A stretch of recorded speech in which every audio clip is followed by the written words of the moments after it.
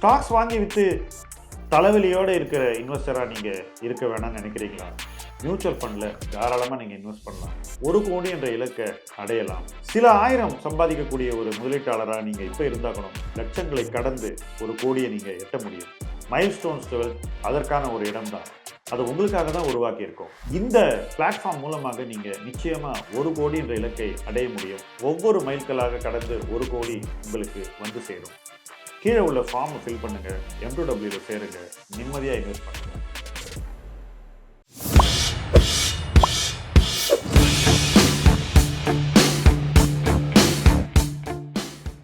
Welcome to 1C+ podcast. இன்னைக்கு நம்ம guest ஒரு ரொம்ப இன்ட்ரெஸ்டிங்கான பர்சனாலிட்டி. அவங்க நம்மளோட டச்சில் வந்தது அவங்க டாட்டரை இன்வெஸ்ட் பண்ண வைக்கணும் அப்படின்ற ஒரு நோக்கத்தோட. இதில் என்ன ரொம்ப முக்கியமான விஷயம்னா, அவங்களும் ஒரு ஒர்க்கிங் ப்ரொஃபஷனலாக இருந்தவங்க, ஃபுல் கரியர் ஒர்க் பண்ணவங்க. அவங்க ஹஸ்பண்ட் 2 பேருமே பேங்கர்ஸ். அவங்க டாட்டர் பேங்கர் கிடையாது. I don't think she's a banker. So அவங்களுக்காக இன்வெஸ்ட் பண்ண வைக்கணும், அவங்கள வந்து முதல்லேருந்து இன்வெஸ்ட் பண்ண வைக்கணும், காம்பவுண்டிங்கோட பெனிஃபிட் என்னோட டாட்டருக்கு வரணும் அப்படின்னு தான் அவங்க நம்மளோட ஜேர்னி ஆரம்பித்தாங்க. ஸோ அந்த ஜேர்னியோட ஆரம்பத்தை பற்றி நம்ம கேட்போம். ஃபர்ஸ்ட் நீங்கள் how you got into mutual fund investing for your daughter, அதை சொல்லுங்கள். Actually, in 2019, I took VR from my bank.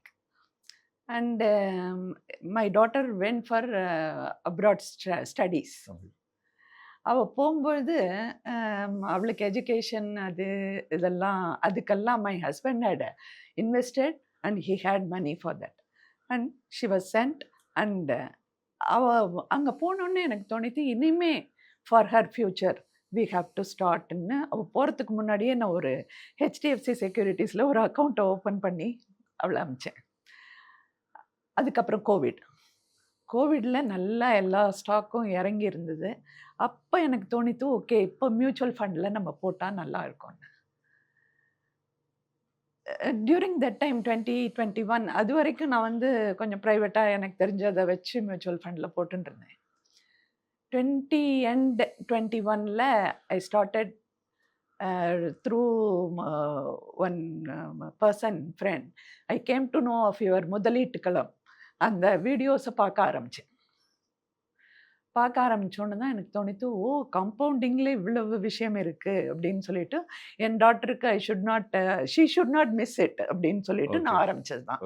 In 2 years time by 21 end she started earning. அவள் MS முடிச்சுட்டு டெலாய்ட்டில் ஒர்க் பண்ண ஆரம்பிச்சிட்டா. Then I felt okay here after she will only invest அப்படின்னு சொல்லிட்டு இன் 22 I started அவங்க பேர்ல இன்வெஸ்ட் பண்ணாங்க. ஆமாம், M2Wல அவ பேரில் போட ஆல்மோஸ்ட் M2W ஆரம்பிச்சிடல நீங்கள் இருக்கீங்க. இப்போ நான் வந்து உங்களை இங்கேருந்து 1980s கொண்டு போகிறேன். ஓகே, நீங்கள் ஒர்க் பண்ணும்போது ஏர்ன் பண்ணுறீங்க, உங்கள் பேங்க்கில் உங்கள் ஃப்ரெண்ட்ஸ் எல்லாம் IPOவில் பணம் போடுறாங்க, அவங்களோட சேர்ந்து நீங்கள் இன்வெஸ்ட் பண்ணுறீங்க. ஆனாலும் அப்போலேருந்து இன்வெஸ்ட் பண்ணதில் கூட காம்பவுண்டிங்க்கும் உங்களுக்கும் உள்ள அந்த எக்ஸ்பீரியன்ஸ் எப்படி இருந்தது, அதோடைய நிறை குறைகள் என்னன்றதை சொல்லுங்கள். பிகாஸ் லேட் 80sலேருந்து நீங்கள் சொல்கிறீங்க ஆல்மோஸ்ட், அதை பற்றி சொல்லுங்கள். ஆமாம், நான் when I was 21 I joined bank. பேங்க்னா அப்போல்லாம் வந்து இந்த மாதிரி சேலரி செக்கெல்லாம் கொடுக்க மாட்டான். அப்போவே பேங்க் அக்கௌண்ட் கிரெடிட் தான். அதனால அக்கௌண்ட்டில் கிரெடிட் ஆகிடும். உடனே அங்கே வந்து RD ஓப்பன் பண்ணோங்கிறது அங்கே ஒரு இது. சரின்னு RDயில் தான் போட்டுருந்தோம். RDங்கிறது வந்து மேக்ஸிமம் 5 years, அதுக்கு மேலே வச்சது கிடையாது. நீங்கள் சம்பாதிச்ச பணத்தெல்லாம் அப்படியே பேங்க்குக்கு கொடுத்துட்டீங்க? இல்லை, என்னோட செலவு போக in those days 100 rupees 200 rupees RDலாம் நான் போட்டிருக்கேன். Okay, right. அந்த மாதிரி ஆரம்பித்தது தான். அதுக்கப்புறம் பேங்க்கில் ஒர்க் பண்ணினதுனால ஒரு 1% ஸ்டாஃபுக்கு ஜாஸ்தி கொடுப்பான். அது ஒரு பெரிய இன்சென்டிவாக நினச்சின்னு ஃபுல்லாக FDயில் தான் இன்வெஸ்ட்மெண்ட். நீங்கள் மட்டும் பண்ணீங்களா இல்லை நீங்கள்? எல்லாருமே மியூச்சுவல் ஃபண்ட் அப்போ வரல, 80sல வரல, 93ல தான் பிரைவேட் மியூச்சுவல் ஃபண்ட் வந்தது. பட் இந்த இந்த பேங்க் 1% எக்ஸ்ட்ரா கொடுக்கறதுங்கிறது எல்லாரோட பிஹேவியரும் வந்து ஒரு மாதிரி திசை திருப்பிடுறது. ஆனால் ஒரு விதத்தில் அப்போ எனக்கு மைண்ட் செட் இது ஒரு இன்வெஸ்ட்மெண்ட்டுக்கு ஒரு நல்ல இன்சென்டிவ் மாதிரி தான் இருந்தது. ஓகே, எக்ஸ்ட்ரா 1% கிடைக்கிறது, அதில் போடுவோமே, செலவு பண்ணுறதுக்கு அதில் போட்டால் கிடைக்குங்கிற ஒரு மைண்ட் செட்டும் இருந்தது அப்போ. 90ஸ்ல இந்த மியூச்சுவல் ஃபண்ட் வர ஆரம்பிச்சோன்னே கொஞ்சம் இந்த யூடிஐ அது இதெல்லாம் போட ஆரம்பித்தோம். போட்டா என்னன்னு தெரியுமா? எனக்கு if I look back now, I feel I have not done any compounding. Okay. ஒரு 4-5 காம்பவுண்டிங் இயர்ஸ் நடக்கல. நடக்கல. 4-5 இயர்ஸ்ல அதை வித்ட்ரா பண்ணி முதலீடு பண்ணியும் ரிட்டர்ன் வரும், காம்பவுண்டிங் வராது. வராது. வரும் வராதுன்னு சொல்ற மாதிரி. அது எகெயின் எஃப்டில தான் போடுறது, இல்ல செலவு எதுக்காவது யூஸ் ஆகுது. ஒண்ணுல இருந்து எடுத்து இன்னொன்னுல போடுறது, இன்னொன்னுல எடுத்து இன்னொன்னுல போடுறது. அப்படி ஸோ ஷேர்ல பணம் பண்ணா அதை தூக்கி திருப்பி ஆர்டி எஃப்டில போடுறது, இந்த மாதிரி. ஸோ காம்பவுண்டிங்கை நீங்க நடுவுல இன்டரப்ட் பண்ணிக்கிட்டே இருக்கீங்க ஆமா. கண்டினியூஸா. அது இந்த ஐபிஓல இன்வெஸ்ட் பண்ணி சில இதுல நல்லா பண்ணேன்னு சொன்னீங்க நீங்க. அதை பத்தி கொஞ்சம் சொல்லுங்க. ஐபிஓல எந்த ஐபிஓ வந்தாலும் போடுறதுன்னு ஒரு பீரியட் இருந்தது. அந்த மாதிரி போட்டிருக்கேன். அதுல என்னன்னா 10 ரூபாய் அப்பெல்லாம். பாரு, அதான் நீங்க சொல்றது 90க்கு முன்னாடி. 90க்கு முன்னாடி 9, 88, 88 அந்த மாதிரிலாம் இந்த பிஎஸ்சி எல்லாம் வந்ததுல்ல. 10 ரூபாய் 17 ரூபாய் போச்சுன்னா உடனே வித்துடுறது. ஓகே. லிஸ்டிங் பாப் அப்படின்னு சொல்லுவாங்க காலத்துல. லிஸ்டிங் இல்ல, அதுவே 2 வருஷம் கழிச்சு கூட ஆனாலும் ஓகே. வெயிட் பண்ணி கொடுத்துறது. போறோம். ஸோ அங்கேயும் காம்பவுண்டிங் நடக்குது. அங்க அப்ப வாங்கின ஷேர்ஸ் எல்லாம் இப்ப வச்சிருந்தா நான் இன்னைக்கு எங்கேயோன்னு நினைச்சுக்கலாம். பட் அந்த மாதிரி தான் ஸ்டாக். ஸோ பாருங்க, நீங்க சொல்றதுல எனக்கு என்ன ரொம்ப இம்பார்ட்டண்டா படுதுன்னா, உங்களுடைய சேவிங்ஸ் ரேட், லெட்ஸ் சே மாசம் நீங்க 100 ரூபாய் சம்பாதிக்கிறீங்கன்னு வச்சுக்கோங்க. உங்களுக்கு சேலரி வருது. இந்த 100 ரூபாயில நிச்சயமா உங்களுடைய சேவிங்ஸ் ரேட் 50 ரூபாய் இருந்திருக்கும்ன்றது என்னுடைய கெஸ். கரெக்டா? நிறைய இருந்திருக்கும் சார். முக்காவாசி நேரம் 90%. ஆனாலும் உங்க லைஃப்ல காம்பவுண்டிங் வரல அப்படின்றதா உங்களுடைய வருத்தம், ரைட்? இப்போ இந்த காம்பவுண்டிங் வரல அப்படிங்கிறது உங்களுக்கு எப்போ ஆக்சுவலா நம்ம கிடைக்க வேண்டிய அவுட்புட் கிடைக்கல அப்படிங்கிறது உங்களுக்கு ரொம்ப ஸ்ட்ராங்கா எப்போ ஃபீல் ஆச்சு, அது சொல்லுங்க. when did you feel strongly this way? ஏன்னா நீங்க சொல்லும்போது எனக்கு ஸ்ட்ராங்கா அந்த ஃபீலிங் வருது. பட் அது எக்ஸ்பிளைன் பண்ணுங்க. எனக்கு ஒரு மாதிரி 2010க்கு அப்புறம் கொஞ்சம் ஃபீல் ஆக ஆரம்பிச்சு. 10க்கே வந்துடுச்சு.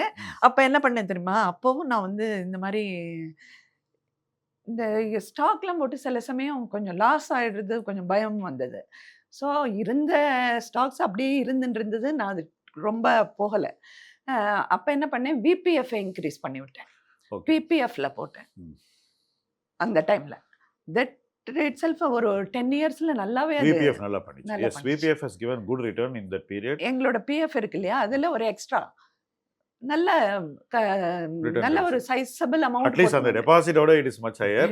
டாக்ஸ் கிடையாது. கடைசில வரும்போது தான் உங்களுக்கு டாக்ஸ் வருது. காம்பவுண்டிங் நல்லா நடக்குது. அது அன்னில சோ காம்பவுண்டிங் வரலன்னு சொல்ல முடியாதுல, ஓரளவுக்கு லேட்டா வந்திருக்கு. இல்ல, ரொம்ப லேட் சார். லாஸ்ட் 10 இயர்ஸ் தான் காம்பவுண்டிங்கான வாய்ப்பை நீங்க கம்ப்ளீட்டா. do you think you really completely miss the bus when we speak now? Do you think? No. You don't think? Okay.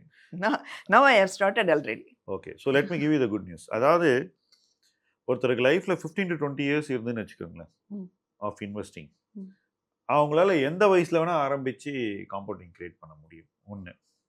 ரெண்டாவது, காம்பவுண்டிங் நம்மளோட முடியிற விஷயம் இல்லை ஆக்சுவலா. இப்போ நான் suppose I am very old, I am just assuming, let's say I am very old and I don't have 20 years of life லெஃப்ட்னா கூட, let's say I have 10 years of life left. இதுக்கப்புறம் ஒருத்தருக்கு அந்த இன்வெஸ்ட்மெண்ட் போக போகுதுல்ல, அவங்களுக்கு இந்த 10 years இருக்குல்ல. So compounding நடந்துகிட்டே தான் இருக்கும். அது அதை நம்ம பார்த்து அதை கண் முன்னாடி பார்க்க போகிறோமா, அல்லது நம்மளை கடந்தும் காம்பவுண்டிங் நடக்க போகுதாங்கிறது தான் question. So it is never late. Compounding ஆரம்பிக்கிறதுக்கு it is never too late. யார் வேணால் ஆரம்பிக்கலாம், எப்போ வேணால் ஆரம்பிக்கலான்ற 2 பாயிண்ட்டை நான் உங்களுக்கு எம்பசைஸ் பண்ணுறேன். உங்களை பொறுத்த மட்டும் உங்களுக்கே அந்த 20 இயர்ஸ் இருக்குது. ஸோ அதனால் நீங்களே தான் பார்க்க போகிறீங்க அந்த compounding. It is never too லேட்ன்றது தான் என்னோட view as far as you are concerned. In fact நீங்கள் you look back at your career, உங்களோட கொலீக்ஸு, உங்களுக்கு முன்னாடி வேலை செஞ்சவங்க, ஒரு 10 இயர்ஸ் சீனியர் எடுத்து பாருங்க. வீடு கட்டுறதுங்கிறது 57, 55 வயசுக்கு மேலே தான் அவங்களுக்கு வீடு கட்டுறதுக்கான டைமே வரும். பல பேர் ரிட்டையர் ஆகிட்டு தான் வீடே கட்டுவாங்க, இந்த சொந்த வீடு, ரைட்? இப்போ தான் உங்களுக்கு 35 வயசில் அந்த சொந்த வீடு கட்டுறதுங்கிறது வந்திருக்கு, சொந்த ஃப்ளாட் வாங்குறதுங்கிறது. அப்போல்லாம் ரிட்டையர் ஆகிற ஸ்டேஜில் அந்த பணத்தை வச்சு தான் ஒரு கிரவுண்டு பிளாட்டை முன்னாடி வாங்கி வச்சுருப்பாங்க 50,000 1 லட்சத்துக்கு. அதில் ஒரு சில லட்சம் கொடுத்து வீடு கட்டுவாங்க. அதுக்கப்புறம் 20 வருஷம் அந்த வீட்டில் இருப்பாங்க. they enjoy the house. கிட்டத்தட்ட காம்பவுண்டிங்கோட ரிலேஷன்ஷிப்பும் போஸ்ட் ரிட்டையர்மெண்ட்ல அப்படி தான் இருக்கணும்ன்றது என்னோட point of view. It is not late. Historically it was not late to build a house at retirement. அதனால அதே மாதிரி இப்போ it is not late. Compounding அது லேட் இல்லைங்கிற பாயிண்ட்டை நான் உங்களுக்கு மட்டும் சொல்ல, எல்லா ரிட்டையரிஸ்க்கும் சொல்கிறேன். ஏன்னா இன்னொரு ரீசனையும் நான் சொல்கிறேன் உங்களுக்கு. நம்ம லைஃப்ல வந்து ஒரு பெரிய லம்சமா பார்க்கக்கூடிய பணமே ஒரு salaried பர்சனுக்கு எப்போ நீங்க பணத்தை கண் முன்னாடி அவ்வளவு பாக்குறீங்கன்னாக்கா ரிட்டையர்மெண்ட். ரிட்டையர்மெண்ட்ல தான். கரெக்டா? ம். இப்போ அந்த பணத்தை ரொம்ப கரெக்டா நம்ம இன்வெஸ்ட் பண்ணோம்னா ஒரு 15-20 வருஷத்துக்கு அது நமக்கு ஒரு செகண்ட் லைஃபை கொடுக்குது. ஆக்சுவலா நிறைய பேர் என்ன நினைக்கிறாங்கன்னா ரிட்டையர் ஆகும்போது எல்லாம் முடிஞ்சு போச்சு, இனிமே என்ன இருக்கு. That is not the way. Actually there is a second life with that capital வச்சுட்டு நீங்க ஒரு 15-20 இயர்ஸ்க்கு பண்றதுக்கான ஒரு வாய்ப்பு எல்லாருக்குமே இருக்கு. நிறைய பேர் என்ன பண்றாங்கன்னா அந்த பணம் வரும்போது இனிமே என்ன இருக்குன்ற மைண்ட் செட்ல ஆமா. பண்றதுனால ஷேர் ட்ரேடிங் பண்ணுவாங்க, எஃப்என்டோ பண்ணுவாங்க, கண்ட இடத்துல போய் டெபாசிட் பண்ணுவாங்க, ஹையர் ரிட்டர்ன். அதை பத்தி ஒரு கேர்லெஸ்ஸா இருந்துருவாங்க. ஆக்சுவலா அதுல தான் நம்ம இன்னும் முழு ஈடுபாடோட இருக்கணும்ன்றது என்னோட ஒரு வியூ பாயிண்ட். நீங்க சொல்லுங்க, அந்த மாதிரி ரிட்டையரிஸ் இருக்காங்களா? நீங்க என்ன அப்சர்வ் பண்றீங்க? உங்க ஃப்ரெண்ட்ஸ் எல்லாம் இப்போ ரிட்டையர் ஆயிட்டு இருக்காங்க. அவங்களோட மைண்ட் செட் எப்படி இருக்கு? அவங்க என்ன பண்றாங்க? கரெக்டா என்ன பண்றாங்க? இன்னும் பெட்டரா என்ன பண்ணலாம்? இந்த 2 விஷயம் சொல்லுங்க. எனக்கு தெரிஞ்சு என்னோட கலீக்ஸ் இப்போ எல்லாம் ஆல்மோஸ்ட் எல்லாருமே ரிட்டையர் இருக்காங்க. நிறைய பேர் நீங்க சொன்ன மாதிரி ஆஃப்டர் ரிட்டையர்மெண்ட், அதாவது during the retirement process it self வீடு வாங்கி அவளோட பென்ஷன்லேருந்து நெக்ஸ்ட் 15 இயர்ஸ்க்கு ஹவுசிங் லோன் ரீபேமெண்ட்டையும் போட்டு இருக்கிறவாளும் இருக்கா நிறைய ஓகே, பேர். அந்த மாதிரி பண்றாங்க. அந்த அது மாதிரி இப்பவும் பண்றாங்க. நடக்குது. இப்பவும் நடக்குது. ஓகே. ஏன் அதுக்கு முன்னாடி வாங்கலையா அவங்களாம்? அந்த அளவுக்கு டைம் இல்லையா? ஏன்னா இப்போ கொஞ்சம் மாறி இருக்கிற மாதிரி நான் நினைச்சேன். நீங்க சொல்றத பார்த்தா ஒண்ணுமே நத்திங் ஹஸ் சேஞ்சுன்னு எனக்கு சில பேர் இருக்காங்க. இருக்காங்க. ஓகே. அவ இந்த இன்வெஸ்ட்மெண்ட் எப்படி பார்க்கறாங்க ரிட்டையர்மெண்ட்ல? நீங்க எப்படி பார்க்கறீங்க ஃபர்ஸ்ட் சொல்லுங்க. உங்க பேங்க் ஃப்ரெண்ட்ஸ் பேங்கர்ங்கிறதுனால நார்மலா எங்களுக்கு 1% ஸ்டாஃப் அண்ட் இப்போ senior citizen 0.5%, 1.5% more I get. So recent ஒரு 22லலாம் 22, 23லலாம் நல்ல ஹையில் இருந்தது rate அங்க of போய் லாக் interest. பண்ணியாச்சு 5 அங்கே வருஷத்துக்கு. போய் 10 years 10 year lock. 10 year lock பண்ணுவோம். அதுதான் எங்களோட இதுவே. 10 இயர் லாக் பண்ணிட்டோம்னா we are safe. Even I was feeling that way. ஒரு sizable amount will be there only. பேங்க்ல தான் இருக்கும். பேங்க்ல தான் இருக்கும். பேங்கரோட மைண்ட் செட் அது. ஆமா. இப்போ அதுல இருந்து எடுக்கிற பணம் என்ன பண்ணுங்க? அதுக்கப்புறம் தான் நான் உங்களோட வீடியோ பார்க்க ஆரம்பிச்ச அப்புறம் தான் நான் வந்து I can save tax also. அங்கே வந்து every year 30% I'm paying on that interest. அது போயிடுதுன்னா அப்புறம் என்ன இருக்கு? ஒண்ணுமே இல்லையே. கரெக்ட். அதனால I thought of investing in mutual fund. அப்பதான் நிறைய அக்ரெசிவா பண்ணேன். முன்னாடி இங்க நான் உங்களுக்கு பண்ணிருந்தேன். ஒரு சிம்பிள் டிப் கொடுக்குறேன். ம். பேங்க்ல தான் இருக்கணும் என்னோட சப்ஸ்டான்ஷியல் சம். எனக்கு அதுதான் கம்ஃபர்ட், எனக்கு அதுதான் பெட்டர் ரிட்டர்ன் கொடுக்கறது, எனக்கு அதுதான் சேஃப்டி. ம். தப்பே கிடையாது. ம். நான் அது வந்து ஐ ரெஸ்பெக்ட் இட். ம். ஆனாலும் அதுலேருந்து வர இன்ட்ரெஸ்ட் இருக்குல்ல, ம். அந்த இன்ட்ரெஸ்ட்டை வந்து வருஷா வருஷம் நீங்க இன்வெஸ்ட் பண்ணாலே ஒரு 7-8 வருஷத்துல நீங்க நிறைய பணத்தை இன்வெஸ்ட் பண்ணிருப்பீங்க. கிட்டத்தட்ட உங்களுக்கு எஃப்டி கார்பஸ் எவ்வளோ இருக்கோ அதே அளவு ஒரு ஈக்விட்டி கார்பஸை உங்களால ஒரு 8 வருஷம் 10 வருஷத்துல 7 to 10 இயர்ஸ்ல நீங்க பில்ட் பண்ண முடியும். இது வந்து நிறைய பேர் யோசிக்கிறது இல்லை. ஸோ என்ன ஆகுதுனாக்கா, லெட் அஸ் சே நீங்க 60ல உங்கள்கிட்ட வந்து ஒரு 100 rupees எஃப்டி கார்பஸ் இருக்கு. உங்களுக்கு 7-8% வருது அது return. 7 or 8 rupees you're getting as return. Okay. Tax pay பண்ண அப்புறம் உங்களுக்கு 5 to 6 rupees கையில் இருக்கு. ம். 5 to 6 rupees நீங்க வந்து ஒரு 7-8 இயர்ஸ்க்கு இன்வெஸ்ட் பண்ணீங்கன்னா நீங்க 35 to 40 rupees வரைக்கும் நீங்க டெஃபினட்டா இன்வெஸ்ட் பண்ணுவீங்க. மேபி ஈவன் 50 வரைக்கும் கூட நீங்க பண்ணலாம். இன்னும் Okay. கொஞ்சம் ஏதோ சேவிங்ஸ் அது டபுள் ஆகி உங்கள்கிட்ட மறுபடியும் ஒரு 100 கிரியேட் பண்ணிடும். It's a simple as that. நான் உங்களுக்கு சொன்ன மேத்ஸ் சிம்பிளா இருந்து நான் நினைக்கிறேன். I hope you it was easy to grass. So இது வந்து எல்லாருக்கும் இருக்கிற எல்லா ரிட்டையரிக்கும் இருக்கிற ஆப்பர்ச்சுனிட்டி. ஸோ உங்கள் கேபிட்டல் ப்ரொடெக்டட், அதை யாரும் தொடர்றதில்லை. அதில் வர ரிட்டர்னை நீங்கள் ரிஸ்க் டேக்கிங் பண்ணி காம்பவுண்டிங்குள்ளே கொண்டு வந்து காம்பவுண்டிங்கை உங்கள் லைஃப்பில் ஒரு முக்கியமான அங்கமாக்கிறீங்க. இந்த 7-8 வருஷம் நீங்கள் பண்ணது பிற்பாடு என்ன நடக்குதுனாக்கா, இந்த இன்னொரு கார்பஸ் இருக்கு பாருங்க, அது தொடர்ந்து வளர்ந்துட்டே இருக்கும் அடுத்த 15-20 வருஷத்துக்கு. So as you grow older நீங்கள் வந்து இன்னும் ஃபைனான்ஷியலி செக்யூர் ஆகிடுறீங்க. ஓகே, சப்போஸ் இப்போ நீங்களாம் வந்து your generation who have pension. Pension இல்லாத ஜென்ரேஷனுக்கு இது இன்னும் இம்பார்ட்டன்ட் ஆகிடுது. பிகாஸ் அவங்கள்ட்ட இருக்கிற பணம் அவ்வளோதான் இல்லையா, அது வந்து அதை வச்சுட்டு தான் அவங்க ஃபைனைட் மணி. உங்களுக்கு வந்து நீங்கள் கொஞ்சம் இன்ஃப்ளேஷனுக்குலாம் உங்களுக்கு ஒரு ஹெட்ஜ் இருக்குது, டிஏ இருக்குது. விலைவாசி ஏற்றுனா அதுக்கு உங்கள் பென்ஷன் ஏறும்.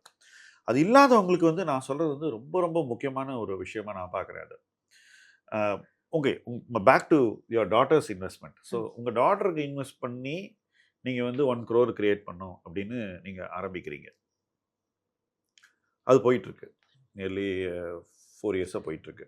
எப்போ நீங்களும் பண்ணணுன்ற அந்த இன்ட்ரெஸ்ட் அது எப்படி, அதை கொஞ்சம் எக்ஸ்பிளைன் பண்ணுங்க.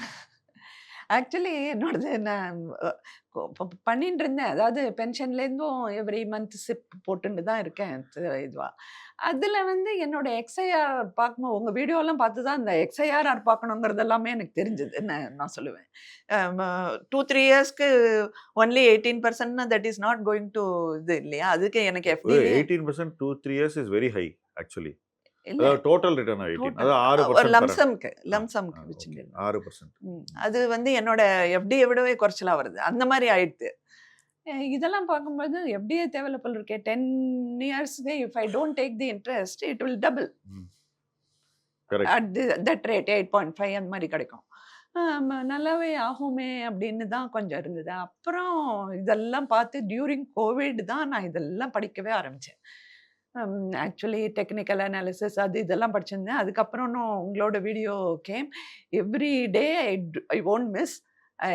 ஐ use to learn something or the other through that. காம்பவுண்டிங்கை பற்றி, கன்சிஸ்டன்சியை பற்றி, பேஷன்ஸை பற்றி நீங்கள் ரொம்ப நிறைய பேசியிருக்கேன். அது எல்லாமே சரி, நீங்க உங்களோட impact on me. I'll tell சரி, you. அட்லீஸ்ட் நம்ம தான் மிஸ் பண்ணோம் அந்த கம்பவுண்டிங்க. அட்லீஸ்ட் அவ மிஸ் பண்ணக்கூடாது டாக்டர்னு சொல்லிட்டு தான் அவளோட இதில் இது பண்ணி பட் அத நான் சொல்றேன், அதுக்கப்புறமா நீங்களே மிஸ் பண்ண மாட்டீங்க. எனக்கு ஒரு லம்சம் கிடைச்சது இப்போ. ஓகே. அப்ப I thought I am not going to put again FD. I will go to equity. Equity அப்படின்னு சொல்லிட்டு. பட் ஈக்விட்டி நீங்க ஒரு விஷயம் இப்ப சொன்னீங்க. அந்த விஷயத்துல இருந்து நான் ஐ வில் டேக். நீங்க சொன்னீங்க நான் எனக்கு 8% வந்ததுன்னா எனக்கு 10 வருஷத்துல டபுள் ஆயிடும்னு Double சொன்னீங்க. நீங்க 10 வருஷம் டபுள் பண்றதுக்கு வெயிட் பண்ண ரெடியா இருக்கீங்க. இதான் உங்க மைண்ட் செட். கரெக்ட்டா? You are ready. உறுதியா சொல்றேன், equity will never take 10 years to double. அது புரிஞ்சது பட் இப்போ. பட் சில வருஷங்கள் ஈக்விட்டி ஒன்றும் பண்ணாத மாதிரி இருக்கும். ரிட்டர்ன் கொடுக்காத மாதிரி இருக்கும். சில வருஷங்கள் மைனஸ் இருக்கும். இப்போ இந்த வருஷம் மேலும் கீழுமா போயிட்டு இருக்கு. அந்த மாதிரி ஃபேஸஸ்லாம் வரும். ஏன்னா எக்கானமி சில சேலஞ்சஸை ஃபேஸ் பண்ணும்போது ஈக்விட்டியில் அது வந்து ரிஃப்ளெக்ட் ஆகும். டெபாசிட்டில் அது ரிஃப்ளெக்ட் ஆகாது. 2 பேருக்கு அந்த சேலஞ்ச் இருக்கு. ஆனால் இங்கே தெரியாது, அங்கே தெரியும். ஏன்னா டெபாசிட்டருக்கு வந்து பேங்க் வந்து இந்த ப்ராப்ளமை காட்டுறது இல்லை. பேங்க் எடுத்துக்கிறது அந்த ப்ராப்ளம், ரைட்? ஆனால் வந்து ஈக்விட்டியில் அப்படி கிடையாது. அது ரொம்ப சீம்லெஸ்ஸாக டிரான்ஸ்மிட் ஆகிடும். உங்களோட வேல்யூவேஷனுக்கு வந்து நிற்கும். ஐயோ இப்படி இருக்கே அப்படின்னு. அப்போ அந்த பீரியடை கிராஸ் பண்ணுறது தான் இங்கே ப்ராப்ளம். இப்போ நீங்களே வந்து 80ஸ்லேருந்து இன்வெஸ்ட் பண்ணியிருக்கீங்க. ஈக்விட்டிக்கு உங்களுக்கும் ஒரு பந்தம் இருக்கு இருக்கு from a much younger age. ஆனாலும் அந்த பாண்ட் இருந்தும் கூட நீங்கள் வந்து காம்பவுண்டிங் அனுபவிக்கலை அப்படின்னு சொல்கிறீங்க இல்லையா? அதை நீங்கள் உறுதியாக அனுபவிக்கணும்னா எப்படி நீங்கள் டெபாசிட்டில் வந்து 10 வருஷம் வெயிட் பண்ணி டபுள் பண்ண ரெடியாக இருக்கீங்களோ அதே மாதிரி நீங்கள் ஈக்விட்டிலையும் இருக்கணும். அவ்வளோதான், வேற ஒன்றுமே கிடையாது. Simple thing actually. ஒரு டெபாசிட்டராக லைஃப் லாங் இருந்த பர்சன் கூட அதே ஸ்பிரிட்டை ஈக்விட்டி கொண்டு வந்து பேஷண்ட்டாக இருந்தீங்கன்னா ஆட்டோமேட்டிக்காக ஈக்விட்டி உங்களுக்கு அதை விட வேகமாகவே கொடுக்குன்றது தான் என்னுடைய கருத்து. ஓகே. பட் இதை நிறைய பேர் கடைபிடிக்கிறது இல்லை. பிகாஸ் டெய்லி அது ஒரு நம்பர் நம்ம மேலே ஃப்ளாஷ் பண்ணிகிட்டே இருக்கு.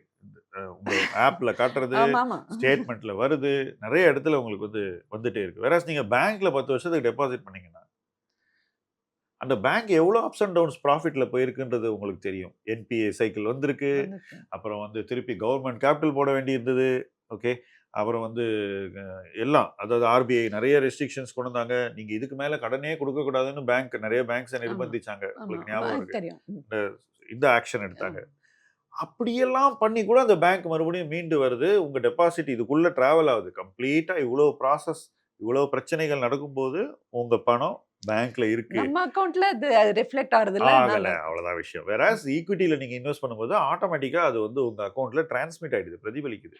பட் என்ன பொறுத்த மட்டும் risk is the same economic risk தாமா. There is no difference. அதே எக்கானமில தான் உங்க டெபாசிட்டும் வளருது, அதே எக்கானமில தான் உங்க ஈக்விட்டியும் வளருது. இதை வந்து என்னை பொறுத்த வரைக்கும் ரிட்டையர்ஸ் தெளிவா புரிஞ்சுக்கணும். ஓகே.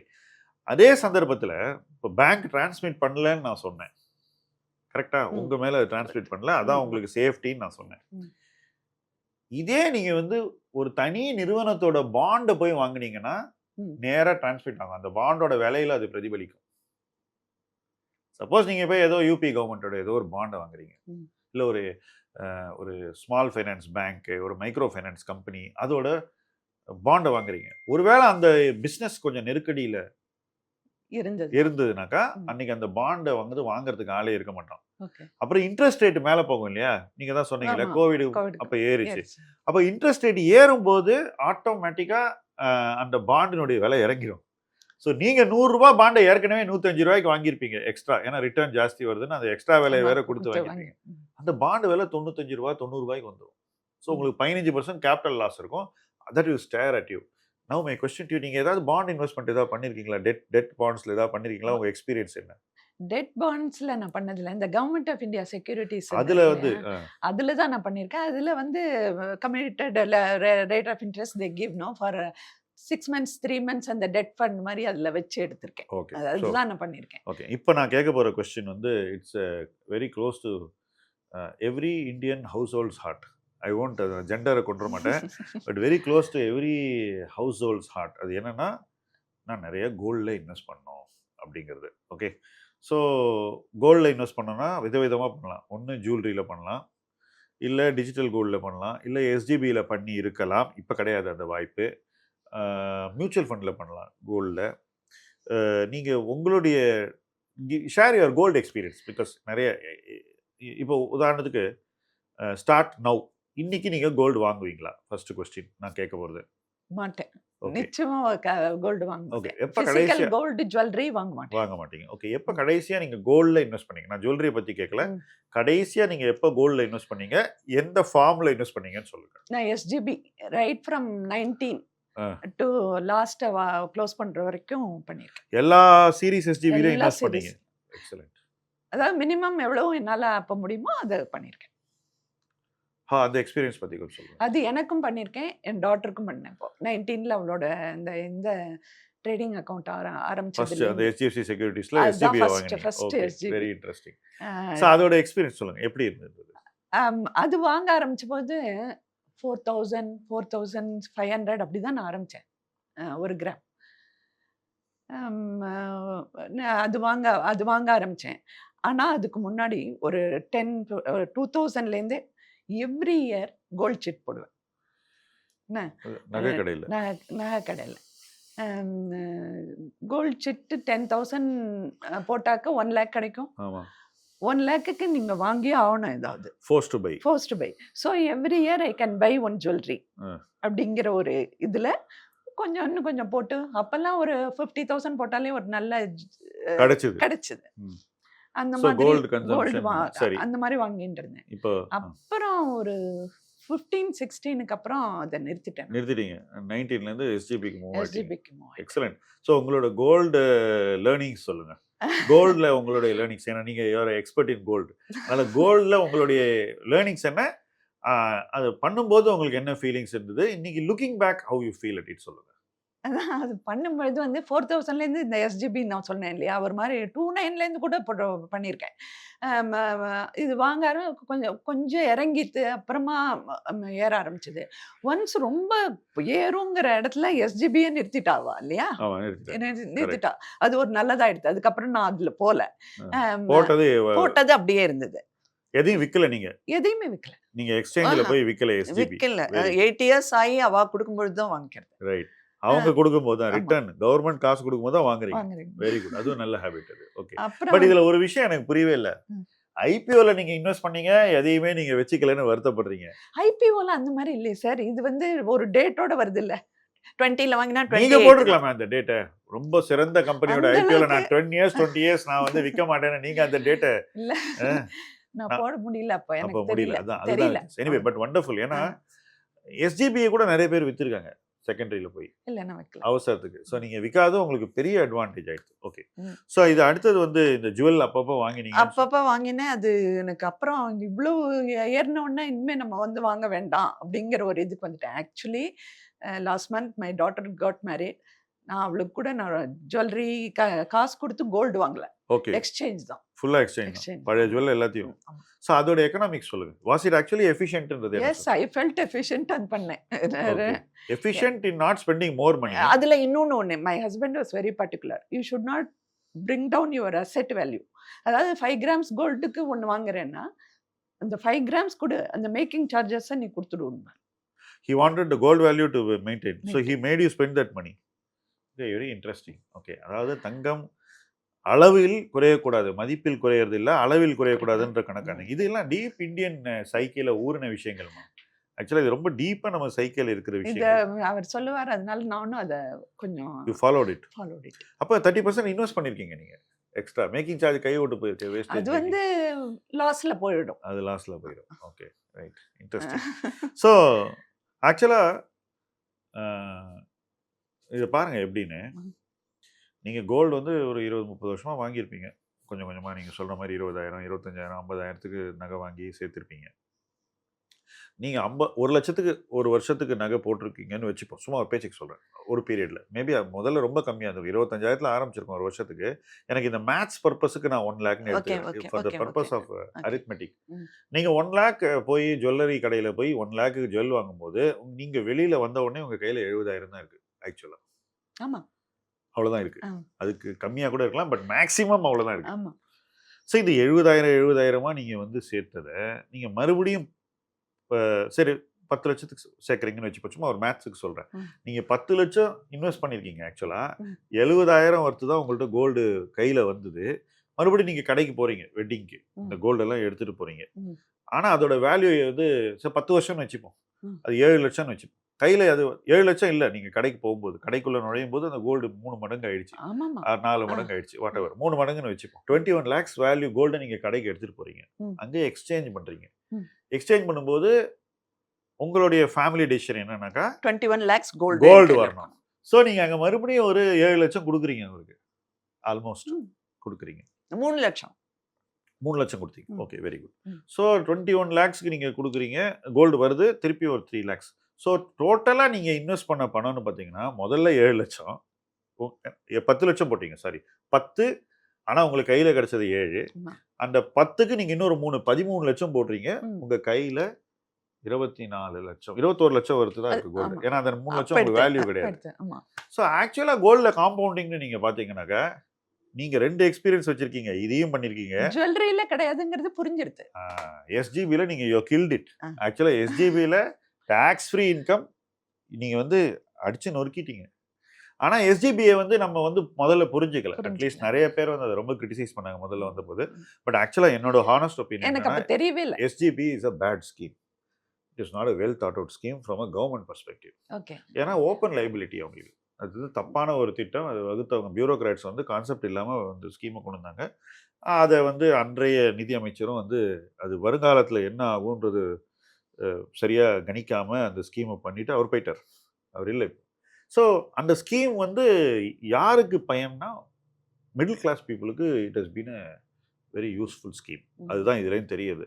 அண்ட் இந்த கான்ட்ராஸ்ட் பிட்வீன் அதே நேரத்தில் இதில் பண்ணவங்களுக்கும் அதில் பண்ணவங்களுக்கும் பெரிய கான்ட்ராஸ்ட். இப்போ நான் ஒரு இதை சஜஸ்ட் பண்ணுறேன். ஜஸ்ட் திங்க் பண்ணுங்க. Just for your thought process. Suppose இந்த எஸ்ஜிபி மாதிரி ஒரு இன்ஸ்ட்ருமெண்ட் நமக்கு முதல்லேருந்து இருந்ததுனாக்கா நம்ம அதுலேயே இன்வெஸ்ட் பண்ணிட்டு கடைசியில் அந்த பணத்தை கொண்டு போய் நம்ம கோல்டு வாங்கியிருந்தா கூட ஒரு மேக்கிங் சார்ஜோட போயிருக்கும். ஒரு வேஸ்டேஜோட போயிருக்கும்.